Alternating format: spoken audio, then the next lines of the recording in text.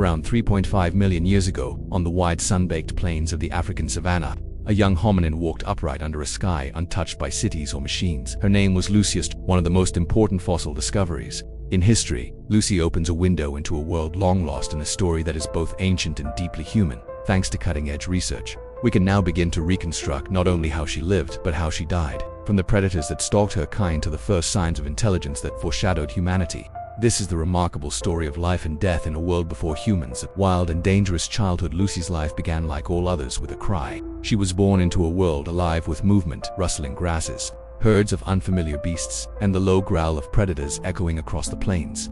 This was Earth in its rawest form, where nature reigned supreme. Herds of ancient creatures roamed the land, including Therapithecus brumpti, a massive grass-eating primate twice the size of today's baboons, and Megatherion, a saber-toothed predator built like a leopard on steroids. But the most dangerous threat might have been hidden in the water. Crocodiles, in greater numbers and variety than we see today. Many of Lucy's kind met their end at the water's edge. The archaeological record holds grim reminders: skulls punctured by leopard fangs, bones marked by crocodile teeth, and even a small Australopithecus child, likely snatched from the grasslands by a giant eagle. Life in the trees and on the ground. Despite the dangers, Lucy survived. Her secret, a life spent partly in the trees, though anatomically suited for walking upright with broad hips, locking knees, and arched feet. And her kind retained some ape-like features in their upper body. The shoulder blades of a juvenile Australopithecus named Salam closely resembled those of young gorillas, suggesting tree climbing was still common either as a survival strategy or simply a remnant of evolutionary history. Her daily life may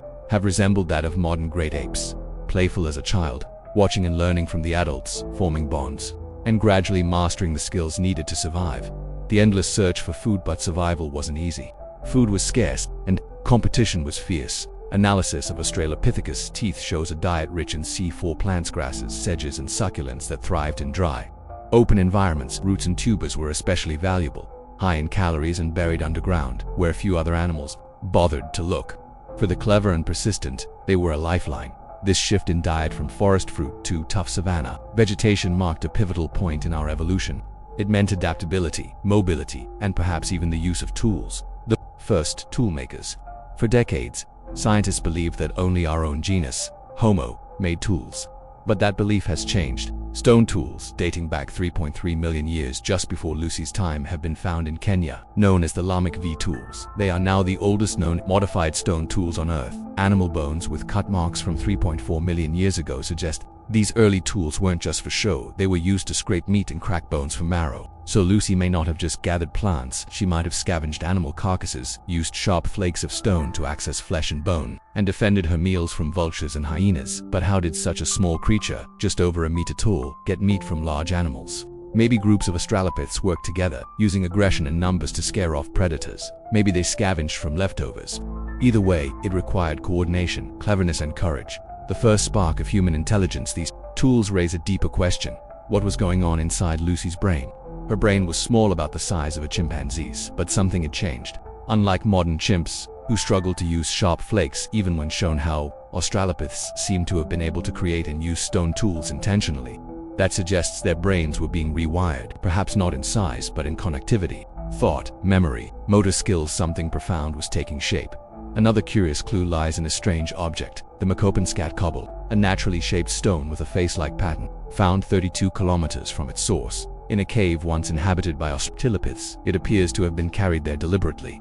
Was it a crude form of art, a curiosity, a sign that our ancestors were beginning to see the world with new eyes? No one knows, but it shows that even 3 million years ago, something resembling curiosity, maybe even creativity, was stirring. Footsteps into the future. Lucy died long ago, but her story lives on in her bones, her tools, and her footprints. In Latoli, Tanzania, preserved in volcanic ash, are the fossilized footprints of Australopiths. They walked upright, side by side, across a landscape that no longer exists. Some walked steadily, others moved differently. These tracks are more than just prints in the ground. They are evidence of multiple hominin species, multiple ways of living, adapting, and evolving.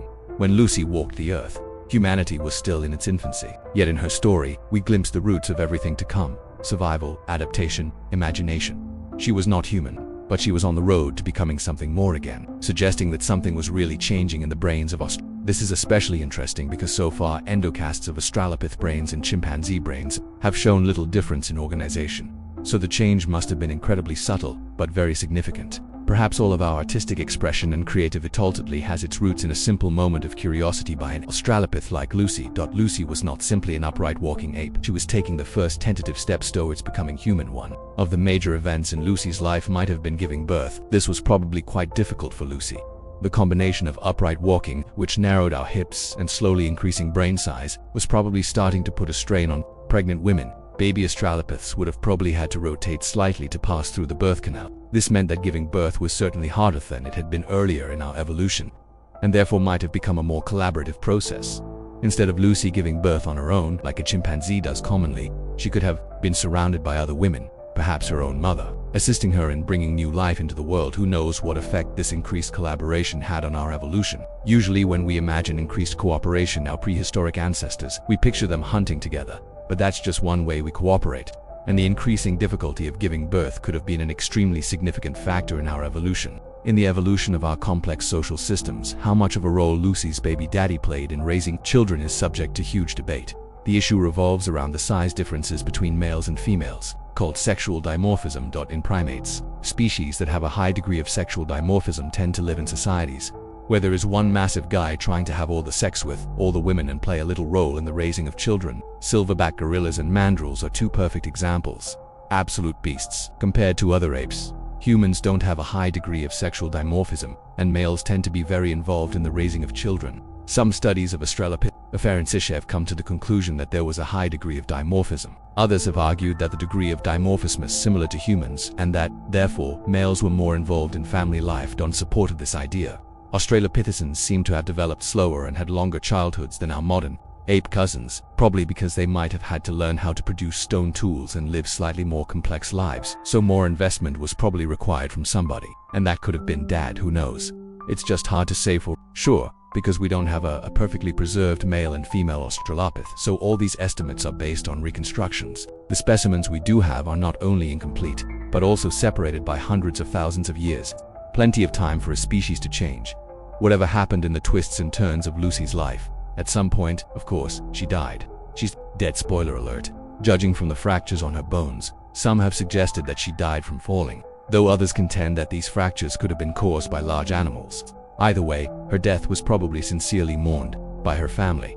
Humans, of course, we grieve for our dead. Even chimpanzees grieve for their dead, especially infants, even staying by their side for days. As the evidence suggests that Australopiths might have formed even closer bonds, we can only imagine the pain that they would have felt watching over her body. Little would they know, we would still be watching over Lucy more than 3 million years later, captivated by the stories she can tell, not just of herself, but of the origins of everyone alive today. Nandi, around 50,000 years ago in what is now Iraq, this Neanderthal, Shanidar, one aka Nandi, walked the earth. Using the latest scientific evidence, what can we say about his life and death, his childhood, his diet, his society, his life-threatening injuries? This is the life and death of a Neanderthal. For all great apes, whether human or non-human, childhood is a time of learning and exploration, but also vulnerability. This was undoubtedly the same for Neanderthals. But sadly, so many details are now obscured by the mists. Life was not all bad, though 80,000 years ago, on what are now the beaches of Normandy, a Neanderthal family lived amongst the dunes, leaving behind bones, tools, and heartwarmingly little handprints and footprints. Of the 257 prints recovered, the majority belonged to children and adolescents, the youngest being probably around 2. We just can't help but imagine how this family played in the sand. Did the children collect shells, leaving us a tiny handprint as they knelt down? Did their older brothers and sisters still at them to keep up? Did the 2-year-old hold onto their mother's hand as they tentatively tiptoed on the shifting sand? And what did they think of the wolf following behind them? We're so fortunate to have even the smallest Klusov family life preserved for 80,000 years. They're a handprint, a footprint. They're always so special. For our young Nandi, at some point, he must have had to learn how to survive in this Paleolithic world of his. He no doubt had to learn how to produce the stone tools that were so essential for life in the Paleolithic, patiently learning how to nap and break rock. He would have had to learn how to process gamming to cook meat over the fire, to provide for his hungry family. Finding such traces of children's journeys into adulthood is hard, but not impossible. Over in Cova Negra in Spain, 244 bird remains were recovered from a layer dating to the Pleistocene, mainly doves and choughs, many of them clearly butchered and burned. Not only does this show that Neanderthals were adept at catching small prey, but the tiny scratch marks in these bones could have been made by tiny Neanderthal fingers. Perhaps they were thrown a bird to practice on, as their mom and dad butchered the rest of the meal. Unfortunately, for our Nandi, he led a long and painful life. In fact, he's got to be a contender for the most injured person ever found, RCHEOLOGICALLY. At some point, he received a terrible debilitating injury to the right-hand side of his body. We'll never know how, of course. Did he chase a mountain goat too far and fall from a great height? Was he pushed? Perhaps. Whatever the cause of this injury, his right arm was absolutely shattered. It did heal, but in doing so became withered and small. He also completely lost his right forearm. He survived this injury, and we can only speculate how the pointed angle of the surviving bone hoss left anthropologists to wonder, was he the world's first successful amputation? The fact that the bone had healed in this deformed state does show that he survived for a long time after this injury. How was Nandi able to prevent himself from dying from blood loss? How did the others around him prevent that from happening? Perhaps in the same incident, a blow to the left-hand side of his face crushed his skull and deformed his eye socket. This almost certainly resulted in him being blind in one eye, or at least having some difficulties with that eye. He had a healed fracture in his foot, injuries to his leg and knees, which probably caused him to walk with a limp. Separate to all of these injuries, he was also struck on the head. Again, hard enough to deform his skull, and if all of that wasn't enough, he was also partially deaf. Bony growths within both ears certainly caused some form of hearing loss. This could have been caused by the blow to the skull, or he could have had a congenital condition called DISH. We'll never know for certain the order these injuries were sustained in. What we can say for certain, though, is that there is no way he could have survived all of this on his own, especially the loss of his arm. Others must have cared for him, brought him food, given him the care and time needed to recover. Nandi went through an awful lot in his life, especially for a time with absolutely no painkillers. You can't help but wonder if Neanderthals used local plants or mushrooms in some way to dull the enormous pain he would have felt. Intriguingly, one Neanderthal from El Sidrón in Spain was found to have the bark of poplar wood and the plaque in their teeth. Poplar does naturally contain salicylic acid, the active ingredient in aspirin, so there is some tentative evidence that Neanderthals used plants in their environment as natural medicines, as natural painkillers. However he managed to cope. It's so interesting that what is perhaps evidence of horrific violence amongst the Neanderthals, all these endurance problems he had, is also the best evidence of their humanity, their kindness, loving each other, caring for each other. In spite of all of these injuries, he seemingly lived until he was around 40, and the rest of his body as robust and sturdy as any other Neanderthals, suggesting he adapted to his condition and lived a physically active lifestyle.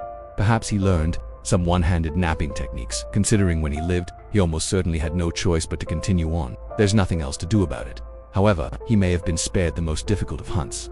When we picture Neanderthals, we often imagine them at the height of the Ice Age, hunting woolly rhinos and mammoths, and for sure some did live like that 125,000 years ago. Neanderthals in Germany were hunting straight-tusked elephants, each weighing up to 11 tons or even more. Huge beasts, a huge amount of food, and an incredible display of Neanderthal hunting and teamwork. For our Nandi, though, he was probably not used to such Ice Age conditions. Although we're still trying to reconstruct the environment around Shanidar Cave at the time Nandi lived, it seems that the climate was probably not wildly different to how it is today. Perhaps Shanidar Cave and its surrounding environment will be immediately recognizable to him. Nandi's meals were also made of less intimidating prey than mammoths, at least the meals he enjoyed at Shanidar anyway. The majority of faunal remains from the cave are made up of wild goats who still clamber up and down the mountains of the region. How did Neanderthals hunt such nimble prey? Did they lie in wait on well-trodden paths, or hurl spears and rocks at them from above? Can't have been that easy. The fact that goats make up such a large percentage of the remains also gives us a possible insight into when Shanidar Cave was occupied. Still today, shepherds guide their flocks of sheep down towards the Shanidar Valley to overwinter before moving them higher into the Zagros Mountains in the spring.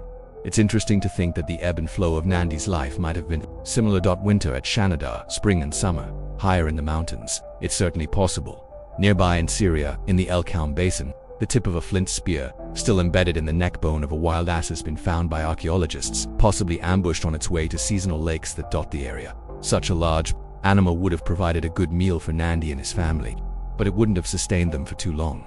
Neanderthals were stocky, broad-chested folks, living extremely active lives, perhaps even needing to eat 15% more calories than modern humans. In challenging cold climates, they may have needed 7,000 calories a day. For a family of 10 Neanderthals, that would equal roughly 3 reindeer a week. Quite a big ask.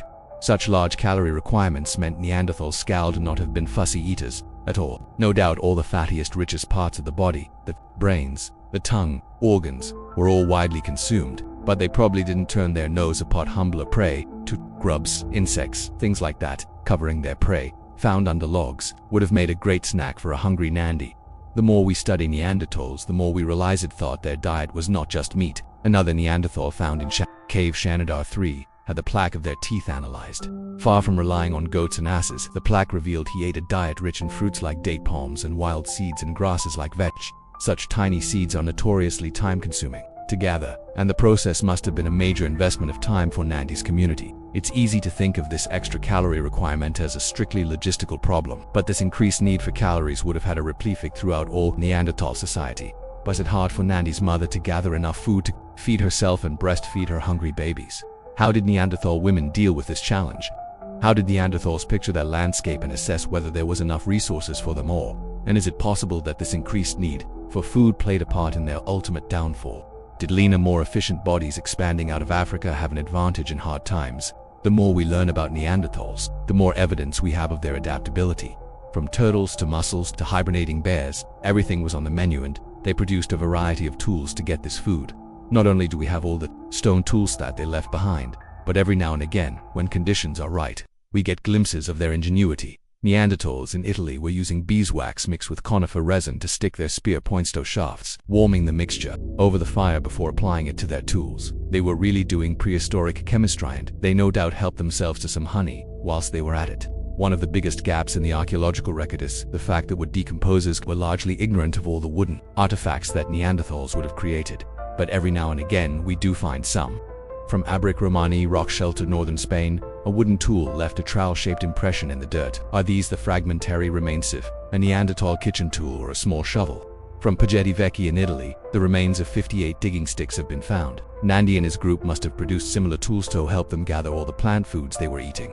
And most famously of all, the Schoningen spears, which date to around 380,000 years ago, probably made by very early Neanderthals, found amongst the butchered remains of horses, no doubt ambushed by these Neanderthals. More recently, an intriguing wooden object, believed by some to be a throwing stick, has also been found. This also dates to around 300,000 years old, and it's tools like this that probably allowed Neanderthals to hunt small prey, like birds. Most of what we know about Neanderthals comes from cave sites. Just because they're so geologically stable, not much really comes in and disturbs them. But Neanderthals certainly moved outside of these rock shelters. Just finding clues about how they lived and survived when they were out in the world is so tricky. Ad La Falle, France. Archaeologists have unearthed what they think was a Neanderthal camp, a ring of small post holes surrounded evidence of Paleolithic life like flint knapping, butchering and cooking. All the activities were carried out at different spaces, and this shows that Neanderthals showed a very developed sense of space. They weren't just mindlessly bumbling around.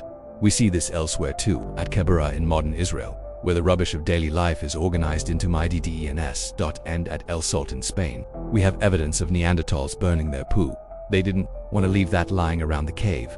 Very houseproud of them. At Abric Romani again, it's even possible that there's some evidence of Neanderthals creating liantos and things like that inside of the cave to provide extra shelter.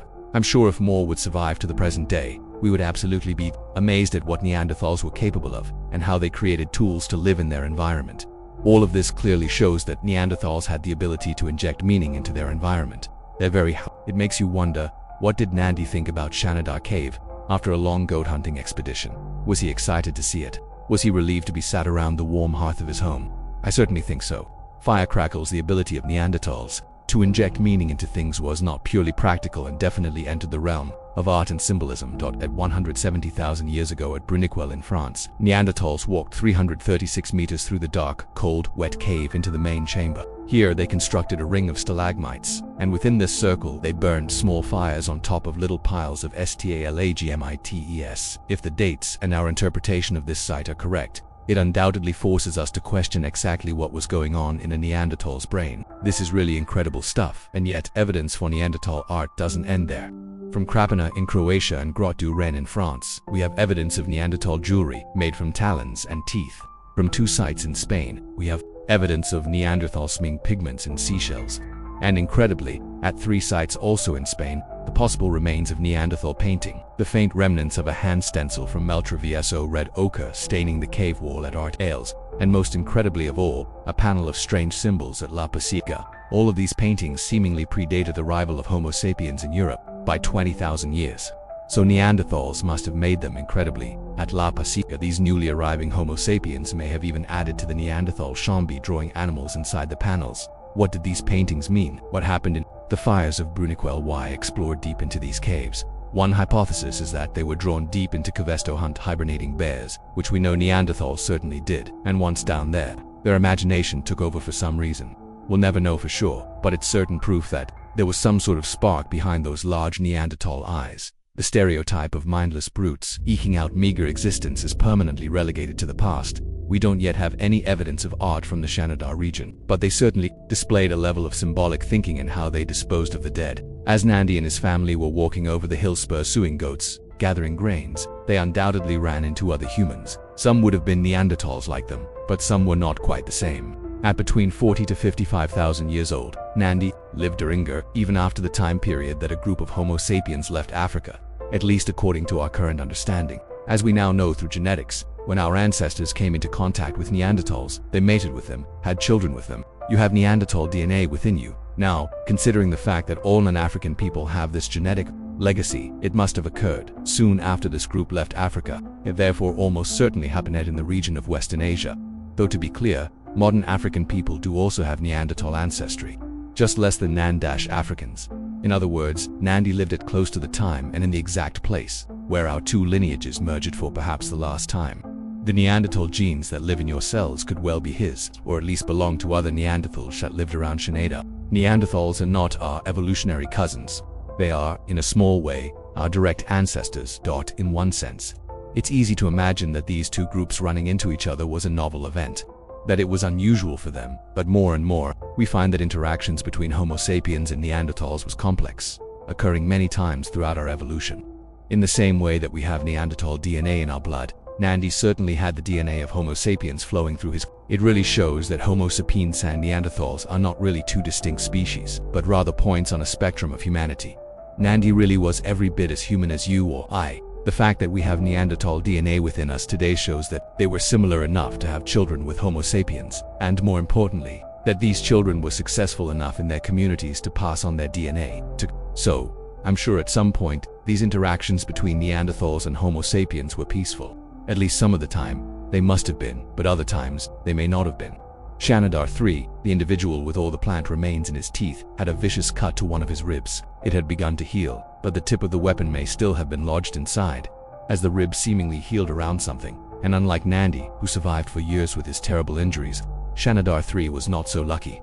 They probably died within a few weeks of receiving this blow. Why was he stabbed like this, and who did it? We'll never know, but it's possible that it was conflict between these two groups of Homo sapiens and Neanderthals, that this expanding group of humans were not necessarily the friendliest of neighbors. Certainly the rest of human history would seem to prove that point. For Nandi, life seemingly came to an unfortunate end, too, even though he survived injury after injury, poor vision, deafness, a missing arm. There is some evidence to suggest he finally died in a cave-in, crushed by the very rocks that had sheltered him during his hard life. Shanidar Cave is still well known for rock falls today. It's a dangerous place to excavate. However, his story may not quite end there. When Nandi was originally excavated in the 1950s, the idea that Neanderthals would bury their dead was highly controversial, but now after 70 years more research, it does seem that Neanderthals engaged in mortuary behavior, including simple burials. The Neanderthals at Shanidar Cave are one of the best examples of this. The original excavator Seletsky believed he had found the remains of one Neanderthal when he was excavating, lying on its side, in a sort of fetal position. As he prepared to remove the body for study, he discovered the remains of 3 other Neanderthals were in the exact same spot, so close that the bones had become mixed up. The chances of 4 Neanderthals dying, accidentally, in the same spot, seems highly unlikely. They were almost certainly placed there to try and get to the bottom of this puzzle. In 2017, archaeologists returned to Seletsky's trench to see what else they could find. As it turns out, there was yet another burial in that spot that had missed. These bones were found in a bowl-shaped depression, possibly even with their head placed, resting on a stone. Great evidence of deliberate burial. The dirt surrounding the body is especially dark, suggesting it's made up of decomposing material. Part of this was undoubtedly the soft parts of the body, but it does also seem that there are plant remains also mixed into this brown spot. Seletsky had believed that the burials at Shanidar had flowers placed over them. This was a highly controversial statement for the time, and it has been debated ever since. The discovery of a new burial at Shanidar, again suggesting some form of organic matter placed around the bodies, has reignited this argument about Neanderthals and burial. Did Neanderthals cover the dead with flowers? Did they place goods in the grave? This new burial also seemingly had a flaked stone in their left hand when they were placed into the ground. Was it a prized possession? Did the Neanderthals place it in their hand out of some vague notion that they would possibly still need it? The mind boggles at the possibilities. I'd love to tell you more, but at the time of recording, this research is still ongoing.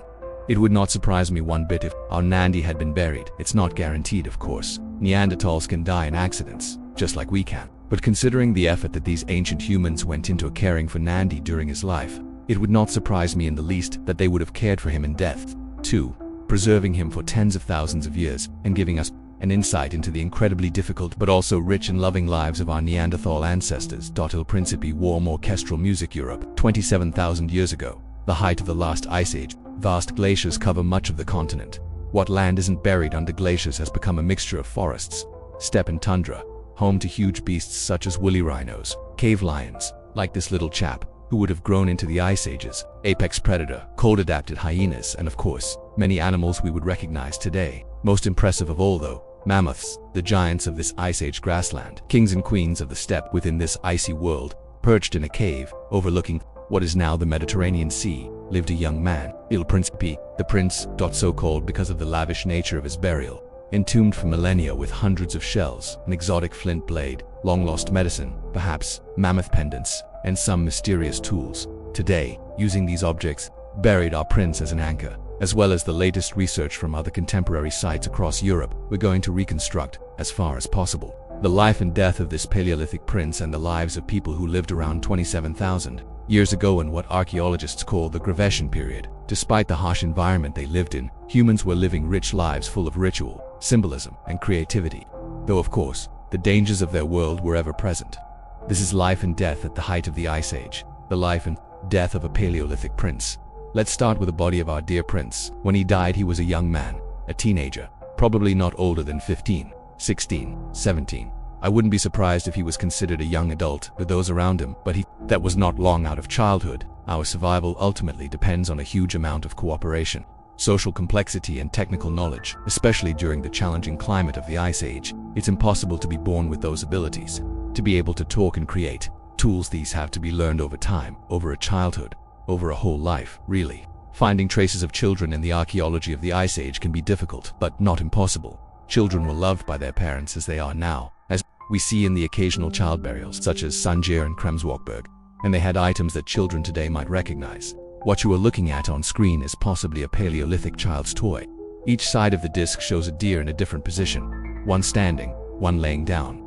Of course, it's impossible to say exactly what the disc was used for. However, this could genuinely be as close as Paleolithic people got to cinema. Imagine it hanging from a string, spinning. It's arguably the same idea behind the earliest animations, each side of the disc representing a different action, a different narrative. Many of the human and animal figurines from the Paleolithic world also have been children's toys. On the back of the Venus of Doli Vastanus, which dates to around 29,000 years ago, there are seemingly subtle traces of a child's fingerprint, so presumably a child must have been present when the clay was still soft, perhaps watching it be made quickly, giving it a poke whilst their mom's back was turned. When we compare human and animal figurines from the Paleolithic to modern examples of traditional children's toys, there are a lot of similarities. It's entirely possible some were toys, some were dolls, though considering over 200 human figurines have been found from the Paleolithic, they probably had more than one use. It's not just toys that Paleolithic children have left behind though. We can see evidence of their activity in the most entrancing of Ice Age relics, cave art in my opinion. By far the most magnificent and iconic relic of our prehistoric ancestors are the handprints they left in caves around the world. Africa, Spain, France, Indonesia, Australia, even as far south as Argentina. They're just such an elegant and beautiful statement. I was here, I existed. The desire to leave our mark, literally and metaphorically, is just so human.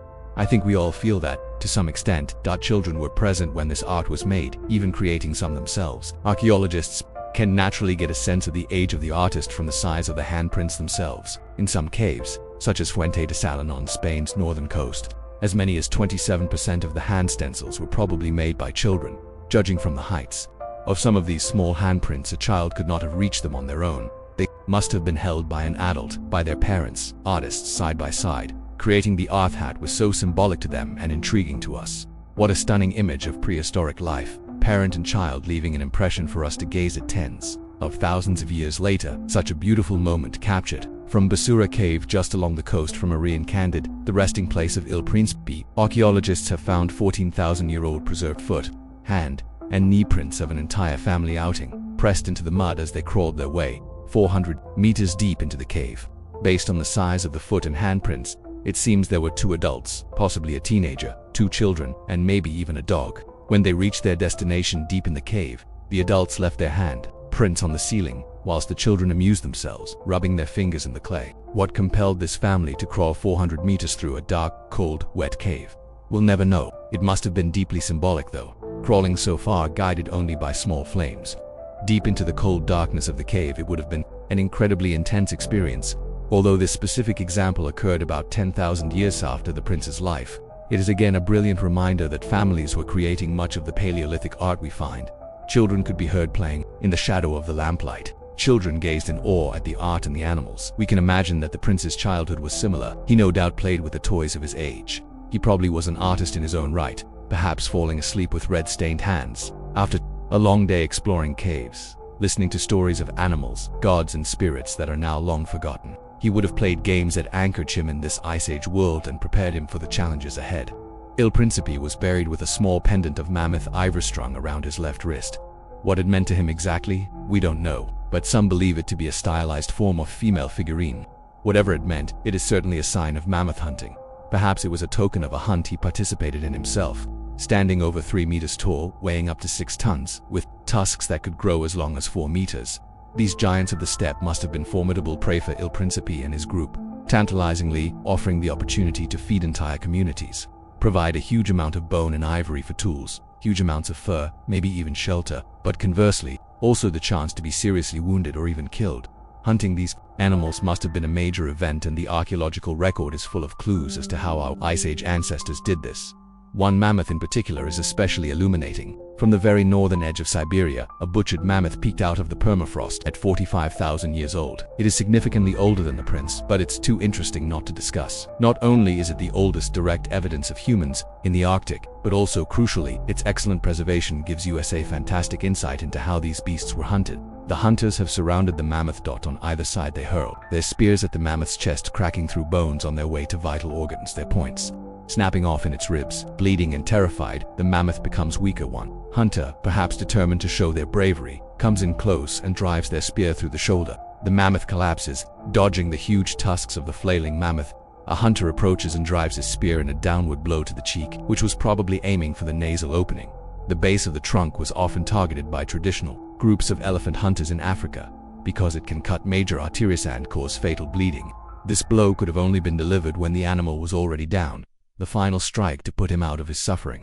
Although the images might be somewhat disturbing to us now, in our modern world where we're so keen to preserve wildlife, you have to remember that the prince, living at the height of the Ice Age, absolutely had to hunt to survive. He probably could not pass up the opportunity for such a huge amount of food. A dead mammoth equaled warmth, shelter, and full stomachs for his entire family.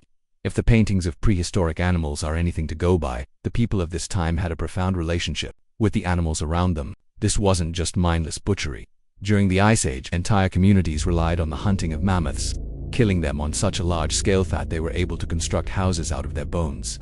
The largest example found so far coming from Kostenki, modern Russia. There, 25,000 years ago, hunters built a 12.5-meter enclosure from the remains of at least 60 mammoths. This building would have taken considerable effort to construct, killing that many animals, butchering them, moving and piling the bones. It was almost certainly a massive job for a large number of people. Inside this enclosure were the remains of burnt bones, flakes of stone from napping, burnt seeds, typical activity for Paleolithic hunters. Yet the amount of artifacts is actually relatively low. So, despite the size of the building, despite the amount of effort it took to produce, was it even occupied for long periods of time? It seemingly had another purpose.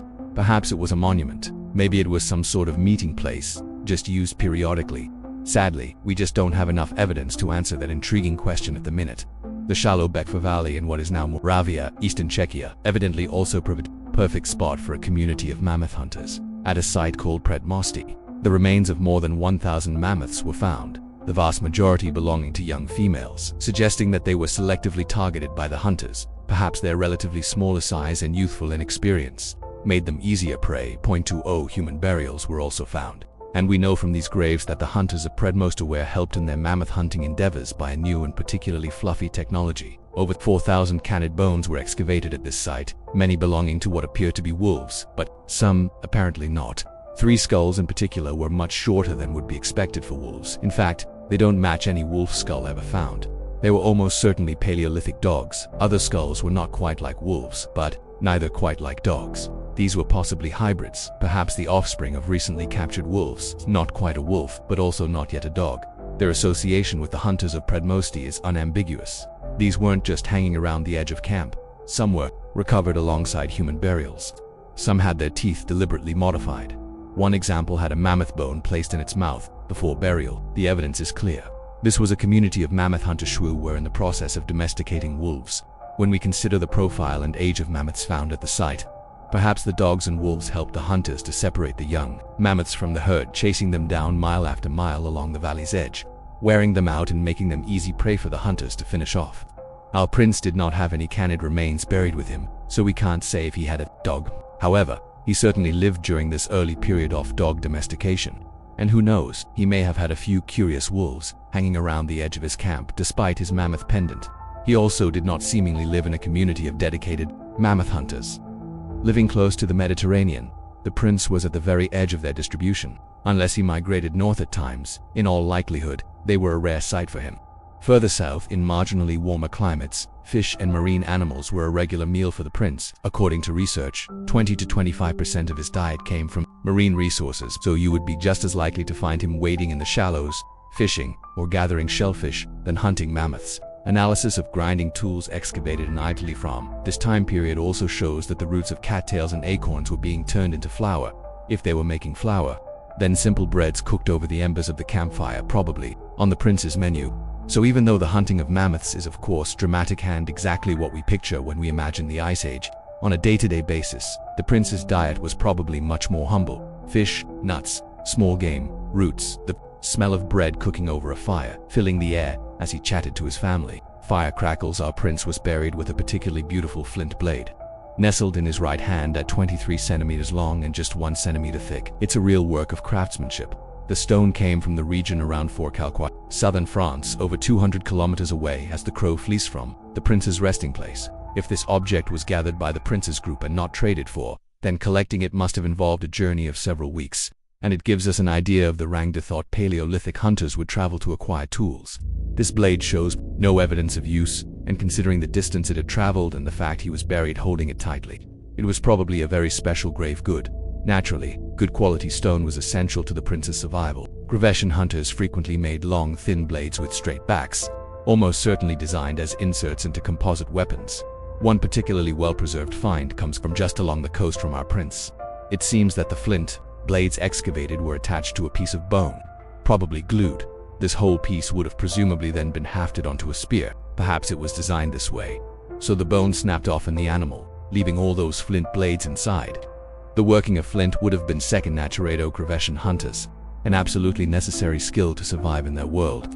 So, it's not surprising they would choose to bury a loved one with a particularly beautiful and prized blade. Another object buried with the princess that is very intriguing, though, are the batons demised, aka perforated batons. These objects are found throughout the Upper Paleolithic right down to the early Mesolithic, a span of well over 10,000 years, and a huge geographical spread across Europe. Over 400 examples have been excavated. Typically made of antler, they consist of a shaft with a hole drilled into one end. Some can be highly decorated, particularly later examples, but the princes are more humble, adorned with simple lines. Many theories have attempted to explain what purpose these objects served. Spear straighteners, badges of office. They're very enigmatic and hard to understand. However, recent research has given us a small clue. Judging from the wear patterns on batons from Gough's Cave in Britain, it seems that they were worn down by something passing through the hole. The owners of the batons would cut grooves around the holetto, perhaps adjust the passage of the object that was traveling through it. Archaeologists believe a rope was most likely. Apparently, 70% of batons are broken across this area was being put under huge strain. Antler is very strong, it doesn't break easily. Engravings along the shaft of some also suggest that perhaps humans might have needed to maintain a tight grip on them, so it does seem that these objects had some practical purpose. Perhaps to help hold up shelters when the prince's group was out in the wild. It could have functioned as a spear thrower with a rope, providing the extra force needed to launch the weapon, maybe even conceivably as some form of harness, either for humans, or considering what we know about dog domestication at this time, maybe even possibly a dog sled. Who knows? Whatever their role, they must have been very important. They were used for thousands upon thousands of years, across a huge area. They were important enough that the prince was buried with 4 of them. If people in the Ice Age were anything like modern hunter-gatherers, hunts were undoubtedly accompanied by rituals, asking the spirits for good fortune, or forgiveness, or negotiating the death of an animal.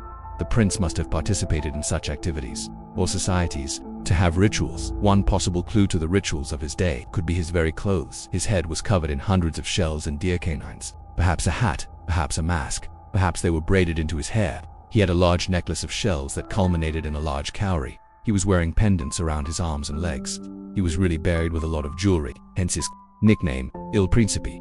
Imagine the noise these objects would have made as he danced. Such elaborate personal ornamentation could have been highly symbolic for the prince, not just because of how they looked, but because of how they sounded. From the prince's time and earlier, many flutes or whistles have also been found frequently, made out of the long bones and birds' wings. So, despite the harsh conditions, cold climate, his world was probably full of music. Singing and dancing, we can imagine their whistles and the rattle of these shells echoing across the tundra. Sadly, the nature of so much of the prince's life has been obscured by time.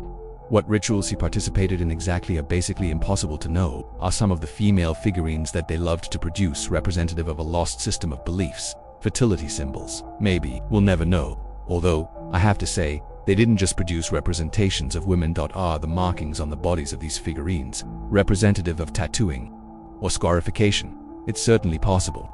The marks on these objects were deliberately made, and body modification is extremely common in human societies. During the Gravation, in fact, there is possibly evidence of a much more grisly form of body modification. Several caves in modern France and Spain during this Gravation period have some really unusual handprints, handprint after handprint, seemingly missing fingers, missing joints. At Gargas Cave in France, of the 231 hand images, 114 are missing at least one finger segment. Cosca Cave, of 49 hand images, 28 are missing parts of fingers. Maltravieso in western Spain, 61 of the 71 hand images are missing fingers. All in all, over 200 examples have been found, all from the Gravessian time period, all from France and Spain. These fingers naturally could have been lost accidentally. This was a cold time. People get frostbite and lose fingers. But so many hand images with missing fingers may be a sign that they were deliberately removed. This may seem like a bit of an exaggerated claim by some archaeologists, but it is actually a well-documented phenomenon. One study identified 121 societies from around the world that participated in deliberate finger amputation. The Doni of Indonesia remove part or all of their fingers when they have lost a loved one. As a part of their mourning rituals, the Blackfoot in North America would occasionally cut off a finger as part of the sun dance ritual if they were asking the sun to save or protect a life, and a particularly large sacrifice was required. Lively percussive music. The Ila-speaking people of Southeast Africa would amputate fingers as a punishment for crimes like adultery and theft. Australian Aboriginals from around Port Stephens would cut off 2 joints of the 5th finger to identify their daughters as fisherwomen. So the ethnographic record is full of examples from all around the world of this practice being carried out. For a variety of reasons, the creators of these handprints could have cut them off deliberately as they mourned or performed rituals or identified themselves either by their trade or their community. However, some also argue that these handprints are representations, silent hand signals used by hunters, or that they are some form of counting system. We can naturally never know for sure. As far as I'm aware, the prince is not missing any fingers. He was spared that pain. But sadly, he was not long for this world. Unfortunately, for the prince, he died a violent death at a young age. Part of the left side of Il Principe's mandible is missing, indicating he was struck down violently. We don't know how he died. He could have died as a result of a hunting accident, struck in the face by a Goliath of the Ice Age, or perhaps he was attacked by another person in some violent confrontation over who knows what. Love, jealousy, resources, power. Perhaps he was the aggressor and struck down in self-defense. He might not have been a nice guy. This wound had evidently begun to heal, but it was too late and the prince died. The people that buried him covered this hole in his jaw with yellow ochre, maybe out of some disarray to send him into the next life, complete and whole. Or maybe this was medicine to them. Maybe they had packed the wound with ochre in an attempt to heal it. Whoever buried him, presumably his family, placed him in a shallow grave. lined with large stone blocks and sprinkled red ochre over the body. Around his arm, the pendant of mammoth ivory, the unused flint blade from so far away, grasped tightly. In his hand, for batons, for some unknown purpose, his elaborate clothing. It's a very lavish burial. Despite this, and his nickname of Il Principe, we shouldn't assume that he was literally a prince to his community. We have no evidence to support that idea. Most people want to give their loved ones a good farewell, whatever that means to their society. We shouldn't necessarily assume that his lavish burial equals a strong social position. He could have simply been loved, buried with the treasured artifacts of his time, keeping him company for over 27,000 years, and providing us a window into the world of this Paleolithic prince.